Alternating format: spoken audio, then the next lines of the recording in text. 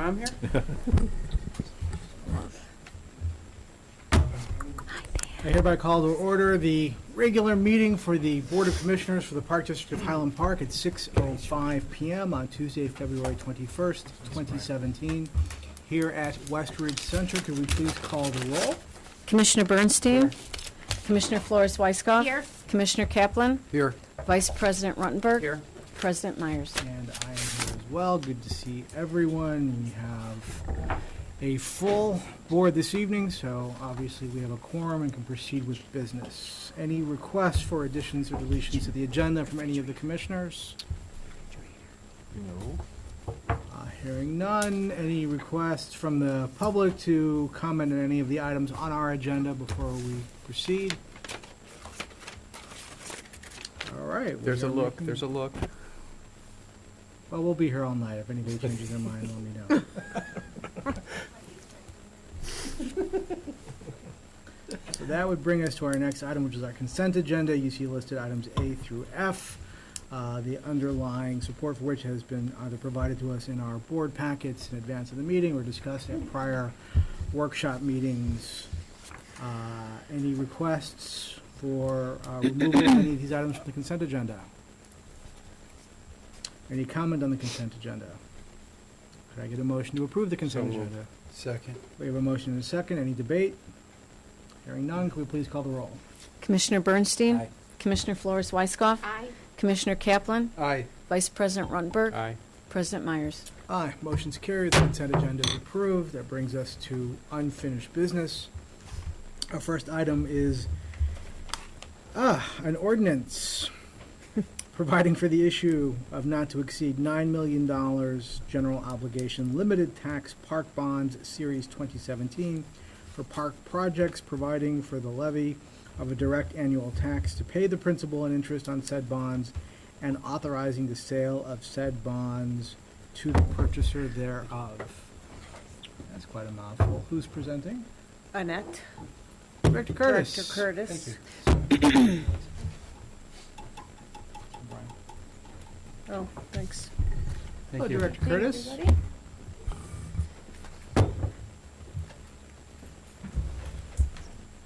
So you brought your binder of bonds. Yeah, in case you had any questions, I wanted to make sure I had the answers with me.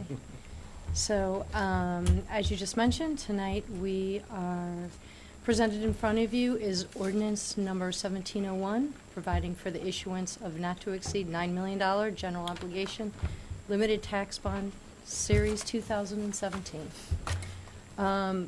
With just going into a brief detail about what's contained in the ordinance, generally it is, the ordinance addresses the bond's authority to issue the bonds, the use of the proceeds, which would be used to support our capital projects. This is part of the Green Print Plan. It also outlines the specific bond details. The final maturity of the bonds is December 2028. Interest payments will be made on June 15th and December 15th, and then a yearly principal payment will be made on December 15th. That's pretty much it for the ordinance. And what was the rating on the bonds?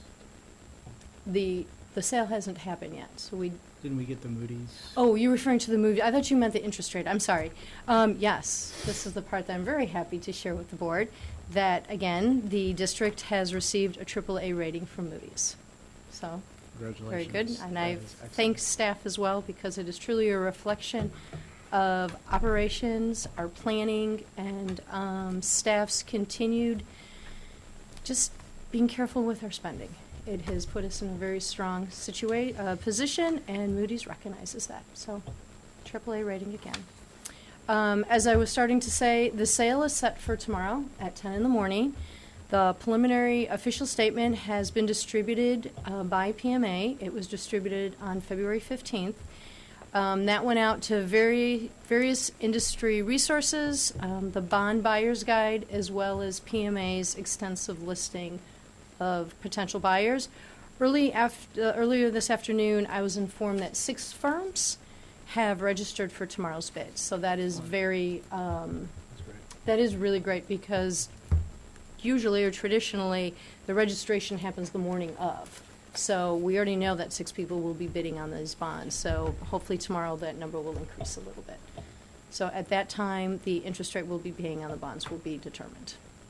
And we will notify you upon closing what the interest rate will be. And as the board will recall, this is the product of extensive analysis and discussion by the commissioners during our prior meetings, both at the Finance Committee meeting in connection with our capital planning, in connection with our green print planning, and in various workshops as well. So this is the culmination of a significant amount of analysis and very hard work by staff, which is greatly appreciated, which we're very thankful, as well as by the chairman of our Finance Committee, Mr. Bernstein. Thank you for that effort. And for the other commissioners as well, we've discussed in detail the implications of this issuance and its connection to our ongoing commitments to green print and our related capital projects. Any questions or comments from the board? Okay. Could I get a motion to approve ordinance 1701, providing for the issue of not to exceed $9 million of general obligation limited tax park bonds, Series 2017, for park projects, providing for the levy of a direct annual tax to pay the principal and interest on said bonds, and authorizing the sale of said bonds to the purchaser thereof. So moved. Second. We have a motion and a second. Any debate? Hearing none, could we please call the roll? Commissioner Bernstein? Aye. Commissioner Flores Weisskopf? Aye. Commissioner Kaplan? Aye. Vice President Ruttenberg? Aye. President Myers? Aye, the motion passes. Thank you very much. Good luck Thank with the you. sale tomorrow. You will notify all of us as to the outcome? Absolutely. Excellent. Next item would be the Recreation Center of Highland Park renovation project bid. Gentlemen, Good evening. good evening. Thank you. I'm going to go ahead and pull up a presentation here.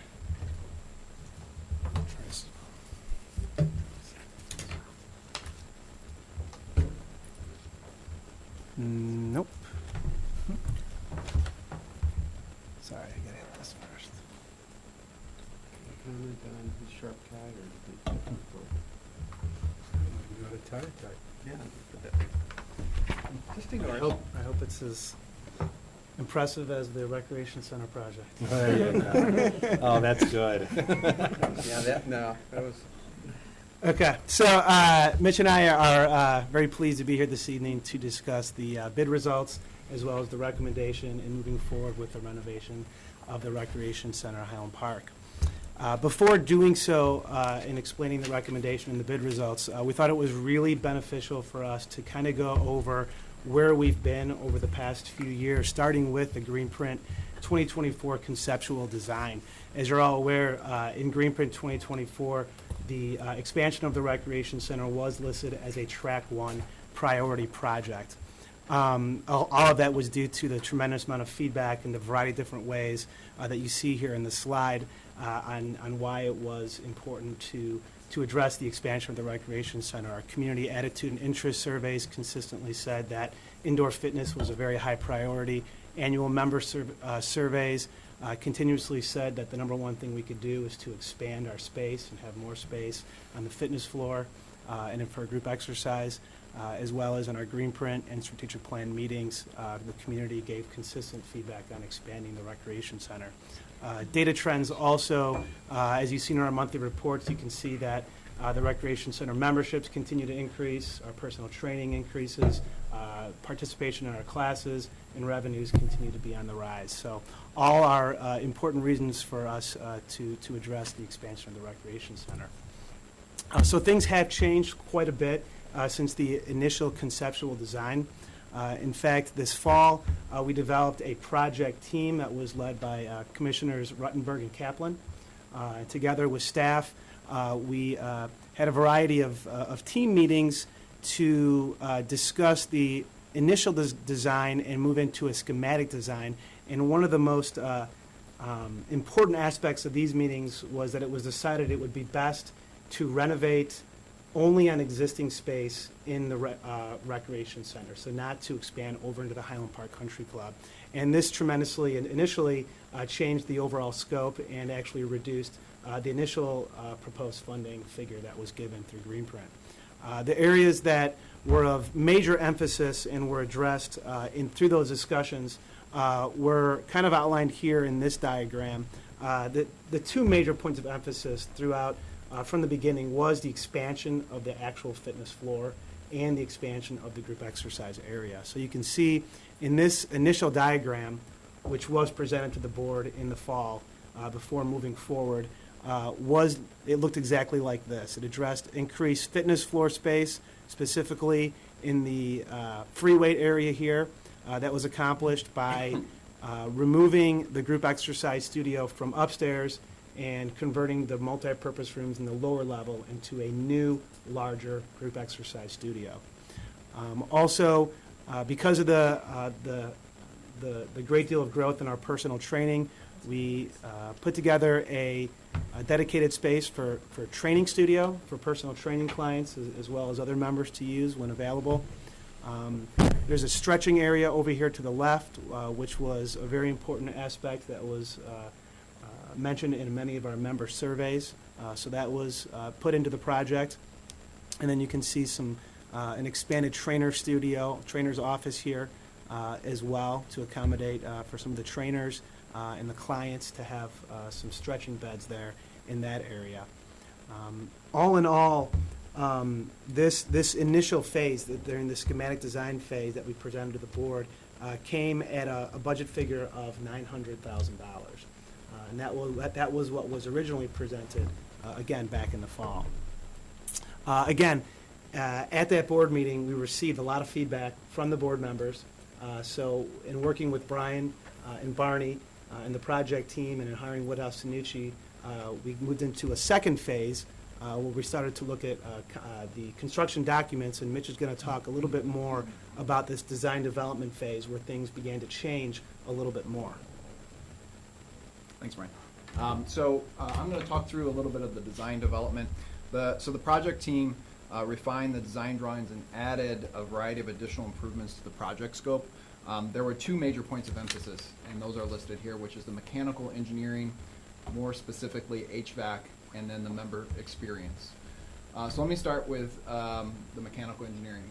Preliminary, what we decided to look at was doing supplemental HVAC systems for the lower level group exercise studio, as well as in the spin and Studio 2. Since then, with our current HVAC units, some of them starting to meet their useful life and being scheduled to be replaced over the next 5 years as part of the capital plan, we've decided that it makes more sense financially, as well as some of the challenges that we have on the fitness floor with members' concerns on some of our HVAC, to go ahead and replace 3 units. Especially given that when you're doing HVAC replacement on the roof, you're bringing in heavy equipment like cranes and things of that nature. By replacing these 3 units over a period of time, it's actually going to cost us less to do it now. With the member experience, we kind of broke this down into a couple different categories. As you go up those stairs into the fitness center, we wanted to make sure that we're providing that wow moment. And so part of that is being addressed. When you look at the first schematic design, you'll see that there's a lot of walls. Walls here, walls here. There is some glazing and some windows, but it still does feel enclosed. And we did get a lot of that feedback and have worked through with staff and Barney and Brian on how we can make that feel more open and have a little bit better of a wow moment. And that's what you see here now. So almost floor to ceiling windows. There's about 3 feet here off the floor. So it's still going to be a lot more open. So as you're coming into the fitness center, you'll see through this studio. You'll see this opening a little bit more, and you'll see through this office, so that you won't see walls. You'll see the fitness center more open, more airy. In addition to that, we have flip-flopped the trainer's office and the fitness supervisor's office. That's going to give us more square footage in the trainer's office, which will allow and accommodate 2 of those stretching beds, which, if you've been in the rec center, you know that's a heavily utilized area. and the trainers kind of are on top of each other trying to use that stretching bed. So that helps accommodate that. The other area that's not on here is that first impression point, which is the desk. So that desk has been moved out. We've shown that in some other designs, but the main purpose on that is that we want to make sure that the member gets a great experience by immediate interaction with our staff, but also that we can handle access control a little bit better. Access control into the fitness area, access control into the track area. So that's been addressed, and we believe that goal's been met with the new design of the desk. In addition, there's a variety of alternates that were added to address new flooring, painting, and lighting. That was added to the bid, and these were the alternates. The 7 alternates that we list here, I'm just going to highlight specifically alternate number 1. It's the demolition after hours. This alternate allows us to do demolition work from 9 p.m. to 5 a.m., which will limit some of the membership disruption, which is obviously a huge part of this project goal. The other alternates, I'm kind of going to group them together. Alternate 2 and 3 is specifically looking at pricing and replacing flooring in the upper level in the locker room area. Alternate 4 and 7 is specifically looking at replacing the pendant lighting on the fitness floor. And then alternate 5 and 6 is specifically looking at painting associated with the carpet replacement, as well as painting the metal decking on the fitness floor. Great, thanks, Mitch. So all the improvements that Mitch just explained, from schematic design to the construction documents, which he highlighted, the HVAC improvements, as well as the member experience improvements, those were all placed in the base bid, as well as these alternates. The bids were sent to general contractors in January 20th, and then we opened them on February 7th. You can see the bid results on the screen in front of you. As you can see, Bowler Construction was the lowest responsible bidder with a base bid of $787,000. And then when you include all of the alternates, there's a grand total of $921,800. We have had a preliminary discussion with Bowler to review their bid and to review their bid manual and their pricing and such, and we have checked references. So they are qualified for this project, and we feel very comfortable moving forward with the recommendation for Bowler Construction. In doing so, on the next screen is the budget impact and the breakdown. I'll review this real quickly here. As you can see, the total Recreation Center renovation project and capital budget combined was a total of $1,052,800. And the way that breaks down is we had $900,000 for the renovation project. We had $24,800 for Greenprint 2024 planning. And then through the capital funds, as we mentioned, over the next 3 years or so, we had HVAC unit replacement, and then we had the replacement of the carpet in the upper level that has also been placed in there. So that grand total was $1,052,800, and then the total estimated cost with the construction bid and alternates, we are recommending alternates, all of them except for number 3. Number 3 was to recarpet the locker rooms, men's and women's downstairs. We actually believe that there will be some locker room renovations down the road that we'll need to address, and we would probably address carpet at that time, so we're not recommending alternate number 3 at this point. When you include the soft costs of design, engineering, IT, furniture, fixtures, and equipment, and the project contingency of roughly $40,000, the grand total is, as I said, $1,093,050. So there is a slight shortfall there of $40,000, and that difference in working with Annette will be funded out of the replacement capital 5-year budget. And if you look on here just for reference, the original Greenprint 2024 funding model was 1.4. So when you compare it to that, we are still $300,000 less in compared to that. The other thing to note with this acceptance of the Bowler Construction contract, when we do go into negotiations, we have had some preliminary discussions on the possibility of negotiating price a little bit. We may have some room for wiggle room, and if at all possible, we will work in every way possible to reduce that cost as well. So with that, the estimated project schedule would be obviously to award a contract and then begin the contract negotiations over the next few days with a hopeful anticipated start in early March, as soon as March 1st. The lower level construction is March through April. When that is completed, we move to the upper level construction, which will be May through August. And we will have an estimated grand opening in the fall of September of this year. So in final, the recommendation from staff is to approve, to ask the Board of Park Commissioners to enter into a contract with Bowler Construction in an amount not to exceed $899,300, which includes the base bid and alternates 1, 2, 4, 5, 6, and 7. Excellent presentation, thank you. Thank you. Any questions? Comments from the board?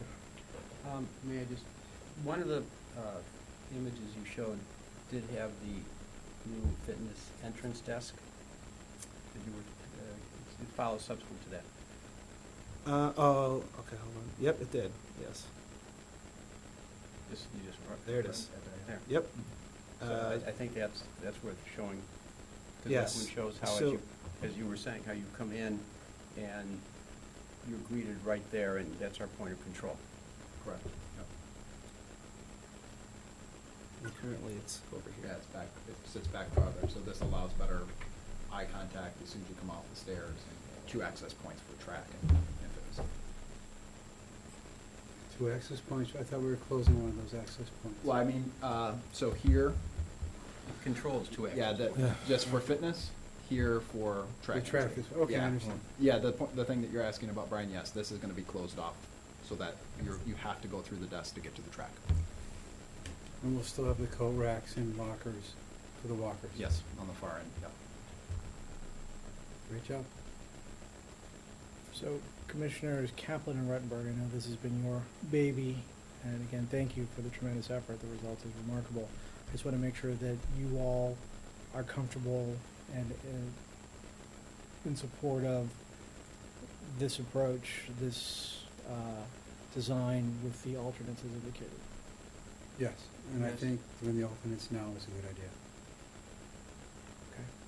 Can you go back to the budget analysis? There, thank you.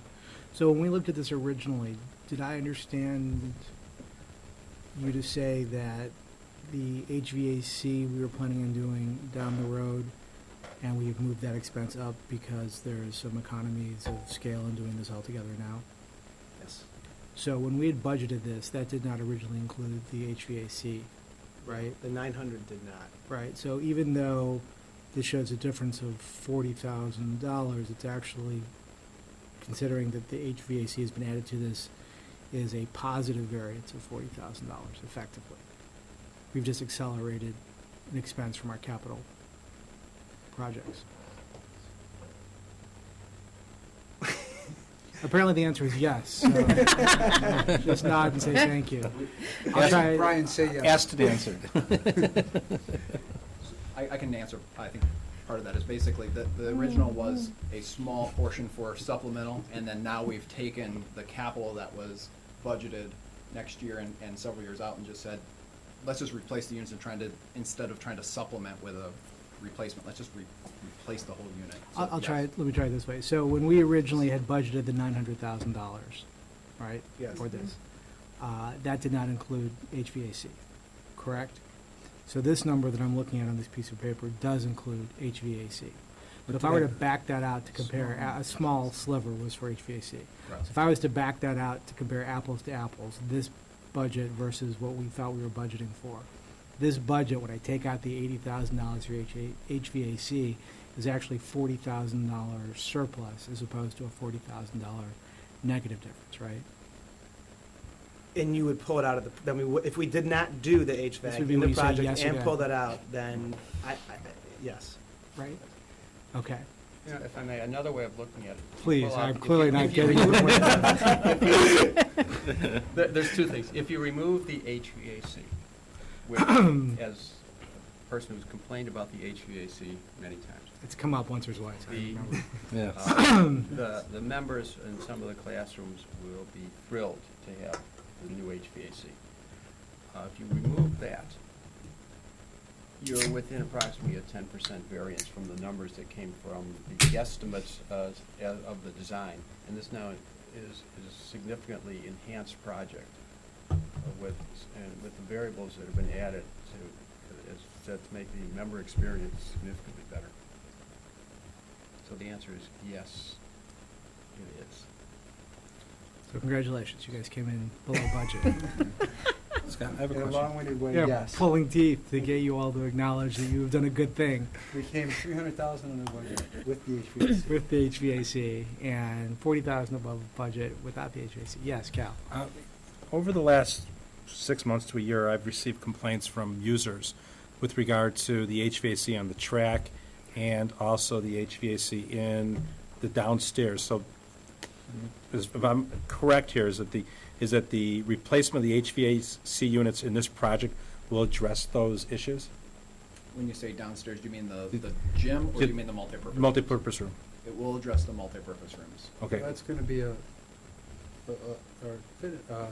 exercise room anyway. Yeah. That needs Yeah, so a new I'm talking about unit. the track area also. Is there any being improvement with the HVAC in there? So not with this project, because those are two separate units, and Okay. that's, that project would actually be twofold. It would be looking at the replacement of those units, which we have into capital in future years, but also, that sock that goes around and blows the air, that's another area where we need to reconsider potentially a new sock. Okay, because when- it blows basically right on the track. And when does that get addressed? Is that currently budgeted? It's in the capital budget, I don't know which year off the top of my head. Okay, can you let us know when that is? Okay. I just want to thank Barney and Brian for their energy and their efforts with this, because but for your passion on this one, if you're making this a priority for everybody, this would not have happened, so thank you very much. Passion and stubbornness. Yeah, thank you. As a frequent user, this is much needed. Now Eliza can spin again. Any other comments? Questions? Okay, could I get a motion to accept the rec center bid of, well, I'll do the whole thing. A motion to accept the Recreation Center of Highland Park renovation project bid with Bowler Construction and to authorize the executive director to enter into a construction agreement with Bowler Construction in the amount not to exceed $899,300 pending attorney review. So moved. I will second. We have a motion and a second. Any debate? Hearing none, could we please call the roll? Commissioner Bernstein? Aye. Commissioner Flores Weiskopf? Commissioner Kaplan? Aye. Vice President Ruttenberg? Aye. President Myers? Aye. Motion is approved. And Congratulations. I think it is really appropriate to give credit to the staff. The amount of time and energy and the efforts, the passion to bring this to the point that it is just remarkable. It was a team effort, Bernie and Brian. You guys spent a lot of time on it. And Cal had a nice suggestion at this meeting as well, Coat hooks. about and the expanding the light, the Cal glass. Bernstein coat house. Oh, you did? Yeah, Yeah, that's a good one. Oh. yeah. I did not know that. You know, I'll take I think initially you didn't want to even have a wall Yeah. between the personal training and the, Yes. and so I wanted like a we black. expand, yeah, so, and it's gonna be really nice. I mean, it was a great, I think it's a good suggestion. You didn't want a wall either, if I remember correctly. Yeah. So I think this was really good compromise. Agree. Yep. Yeah. Thank you. All Thank right. you. So I should say Brian and Cal. And you know, also it's nice that we took from the success of Deer Creek, because remember with those renovations, we had a similar Mhm. style, and That's that a worked good really point. well. People liked it, so Very it's much so. kind of neat to see us taking stuff from Rosewood, things we learned from other projects, and implementing them in other ones, and makes for great products. And Cal, there will be coat hooks. It'll be codex. I like that. Two. Thank you, Two. gentlemen. Thank you. Thank you. All right, next item would be our treasurer's report. Director Curtis, long time no chat. That bond sale go through yet? 10 Twice. o'clock tomorrow morning. We know the rating. You know where I'll be. My treasurer's report today is very limited. Good. As January is the first month of the year, it's really difficult to draw any strong conclusions to the overall operations at this point. When you look at the financial information, though, I would like to just comment on it that the way the current system is programmed, and actually it's not our current system anymore, our previous registration system, the one that was in existence on January 1st, any monies that were collected in 2016 that pertain to 2017 programs were all recognized on January 1st. So we had camp registration that started in November. So any of that registration dollars has been reflected as of January 1st, 2017. So when you look at programming, I believe it's camp, it's upwards to about $800,000. And that is why it's not as if that registration, that number of registration all happened in the month of January. It'd been happening in the fall of 2016, and just the accrual system, that's the way it works. Moving forward with our new registration system, we have it set where that revenue will be recognized to the program's start date. So it's a big difference. So next year, or 2017, again, we will begin taking registration for camp in the fall, and you won't see it on January 1st. You will see it, let's just say June 1st, when the programs start. There's a slight difference, but that's why some of our numbers look a little heavy now. And our expenses are a little light because payroll, the first payroll in January, is accrued back to December because of the time period that it relates to. So that will proceed, will be a little short until March when we have 3 payrolls in that month. It's just same thing that happens every year, just part of the accrual process. So those are my only comments. I don't know if anybody else has any questions about anything. So typically in the private sector, cash versus accrual will have significant tax effects, which we don't have. So how do you determine whether we're better off using cash or accrual? I don't even think we get a choice. That makes it an easier decision. It right? sure does. Actually, we technically are a modified accrual. We are a modified accrual because we're not accruing things every month. We wait until year end to make sure that our accruals are proper. When you said the system changed, you mean our registration system? The registration, yes, and that was my next report. Not going from cash to accrual. No, the type of the actual software system that we've been using. So on February 1st, we went live with RecTrack, our new registration system. And then on February 15th, our spring registration started. So we had about 15 days where the new system was up and running. People were encouraged to create their households and kind of set things up. And then on the 15th, we began taking registration for programming. I'm very, very pleased to say that we have received lots of positive feedback from the community. They really like the ease of the online registration. More and more of our registration has been moving online, and RecTrack, our new system, makes it very easy to do that.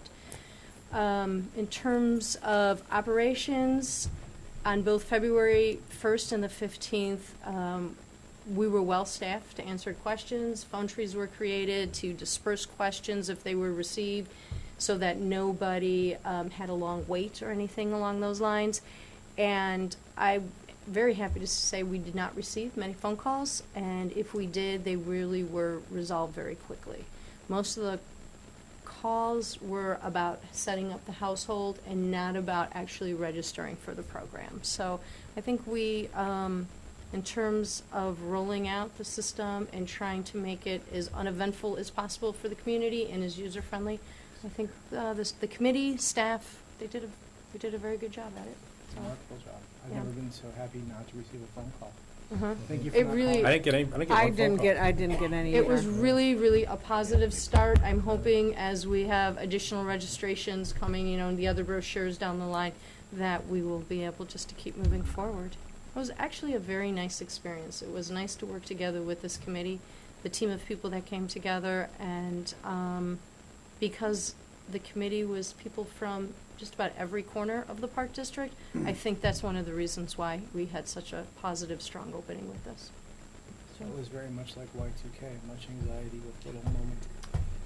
Exactly. Just like Y2K, it didn't happen because of the planning, and that I'm giving a lot of that credit to the committee that we had together.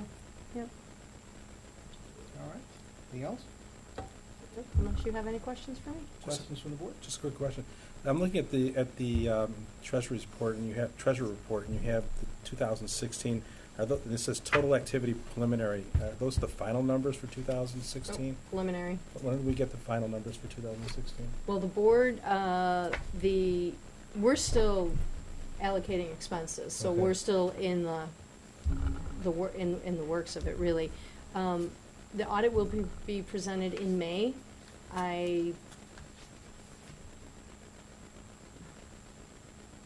I'm trying to think through the entire audit process that I'm gonna be working through. I'm gonna stay with that at this point, the audit will be presented in May, and you'll be seeing the final numbers then. I don't wanna comment that we'll be able to have them in April, because I need to go back and look at that audit schedule. Okay. And as we do, Finance Committee will meet with the auditor in advance of Yes. taking it to the Yes. board at a workshop Yes. meeting. So we'll be scheduling that in the spring. Okay. Fair enough. Okay, so those are preliminary numbers. Yeah. But I'm also gonna say about 98% of, all the revenue has been accounted for, and probably about 98% of the expenses, so we really are getting there. Okay. Okay? And the numbers look good. Yeah, 2016 is shaping up to have been a rather strong year for the Park District. So when do we start budgeting in levy season? I will start working on the 2018 budget. It'll be here before you know it. It will. All right, Thank you. thank you. All right. Next item on new business would be our director's report. Executive Director McElroy. Well, so many things to report on from the weekend, I think. Really, the activity that took place at the Highland Park Country Club and at Rosewood. Rosewood was 300 rounds of golf, Rob said. 500 rounds of golf. Actually, Wow. Amazing. where did I see it? 400, my dyslexia kicked in. I said 479 rounds of golf over the weekend, which was, I think it resulted in somewhere in the neighborhood of $11,000 in cash, which I saw Alex, the general manager of the country club, in the hallway today, and he said, found money. So, yeah, it's unheard of. The people were outside all weekend. So, and ironically, talking to Mitch today, the rec center was packed yesterday, which is really odd because it was a holiday and it was a beautiful day. But I mean, anything that was outdoors, people were using the tennis courts. It was a great weekend. Pardon me? A lot of people were at Rosewood. Yeah. Ton of people. Tons of people. Don't forget So- to thank Rob's assistant for Saturday at the Oh. country club. Kathy Donahue is now a PGA pro. Yes. She was working hard. She was. Yeah, we were slammed, and Kathy stopped down after her workout and ended up working for a shift. So it was good. It was great. You just don't get this kind of thing in February. So I will not report on anything that has to do with winter.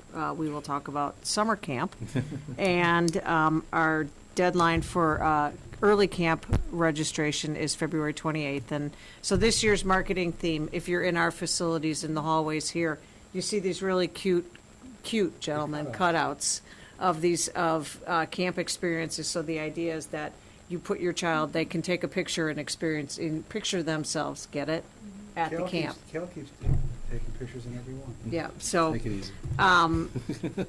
At any rate, we're pushing the camps. We also have early bird for Hidden Creek Aqua Park. There was not anyone at the pool this weekend, however. February 29th through March 12th is the early bird discount, 15% off. I talked about the country club memberships are currently available. And then you'll probably hear me every month between now and summer with our annual call for part-time staffing, for lifeguards, for camp counselors, maintenance, parks. We've got it, so all the information is online. This is after our March report. We'll have more events in March to report on, but There is nothing upcoming that I can report on, other than discounts for summer programs. So, that is my report. Did I miss anything? Thanks. When do we start looking for lifeguards? Now, What is, yesterday. A plug, ages, or?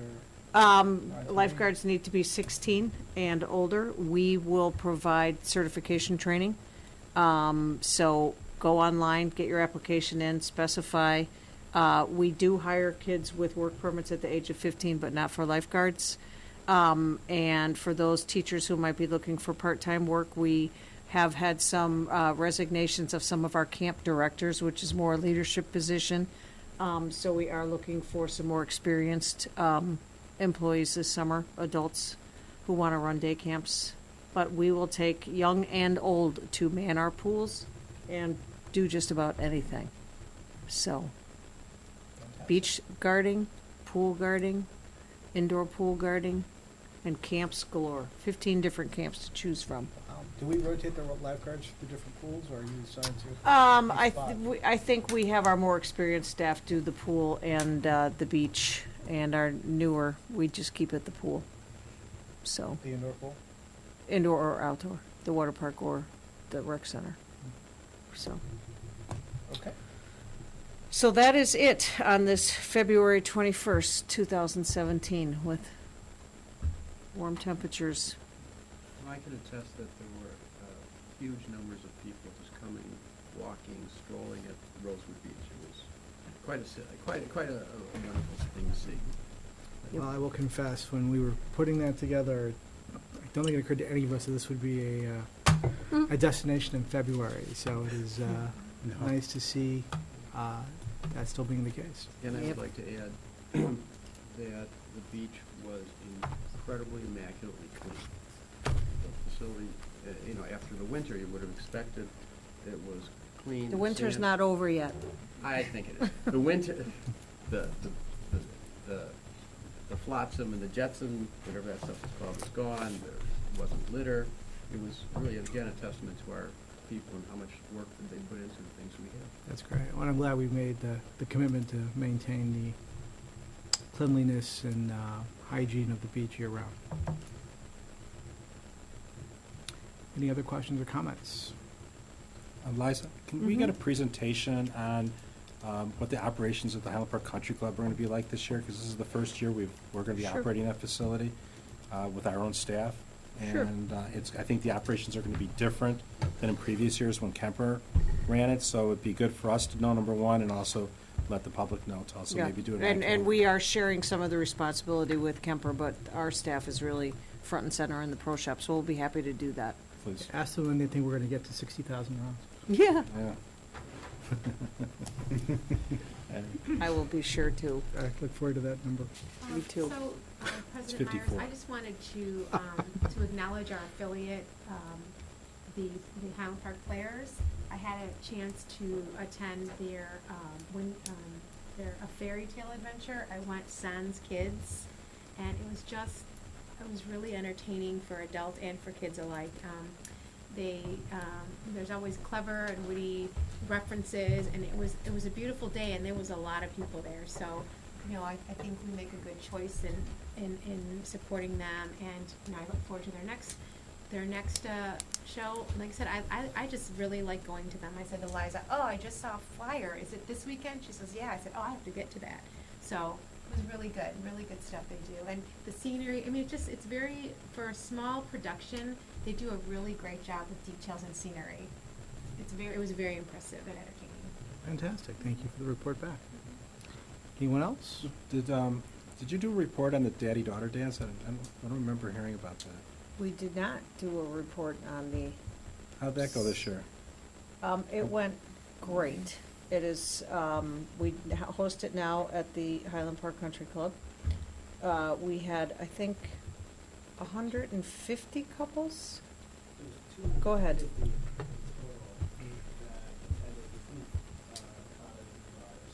This was the first year that we did a dinner before the actual dance. And we had 100 in total for the dinner. So 100 people stayed, had a dinner, and then stayed for the DJ and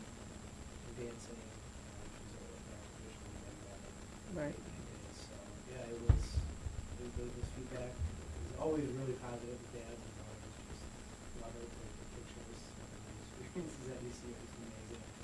Yeah, we have the Disney characters Yeah, I around miss in that. their Snow gowns. White is unbelievable. I miss Yeah, I that. was gonna, So wasn't I Snow heard. White in attendance? Next year I'll take my mother.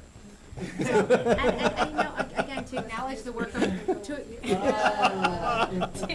she's busy. To acknowledge, you know, our staff, I mean, Kathy Fiore and staff just did an amazing job. Every year, for the most part, it's been Cinderella, and this year, because of the Beauty and the Beast movie coming out, the theme was Beauty and the Beast, and it was just beautiful. There were roses, you know, as you know the story.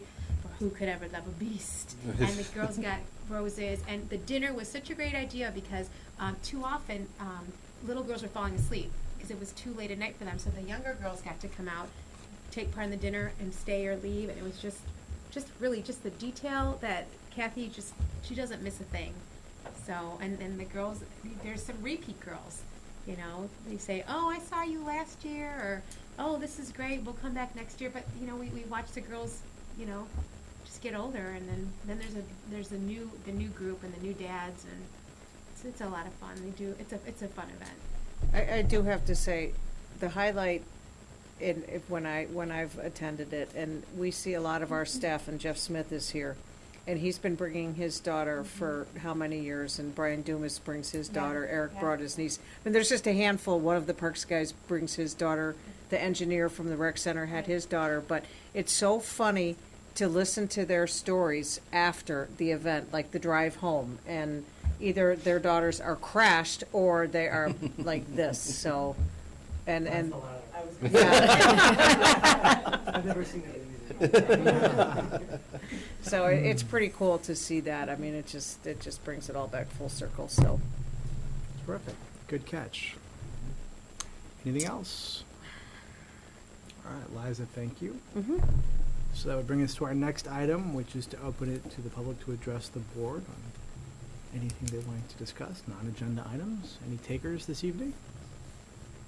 Do not see a lot of hands out there. All right. We have closed tonight. we do. All right.